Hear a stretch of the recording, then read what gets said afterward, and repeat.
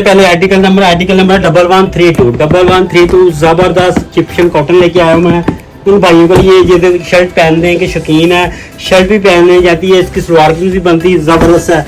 दिल चाहे कलफ लगाया, यहाँ लगाया, आपकी अपनी मर्जी। ये देखिए प्योर इजिप्शियन कॉटन 100%। ये देखिए इसका आपको दिखाया है स्काई कलर, कितना खूबसूरत स्काई कलर है। और ये देखिए ये मिल्की वाइट, ये शर्टों में तो बहुत ज़्यादा चलती है।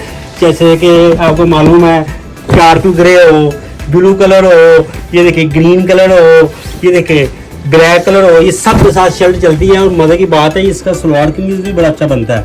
ये देखिए कमाल का ये इजिप्शियन कॉटन है, इसमें आपको तमाम कलर्स की मिलेगी। इसमें बहुत ज़्यादा कलर मेरे पास बेशुमार।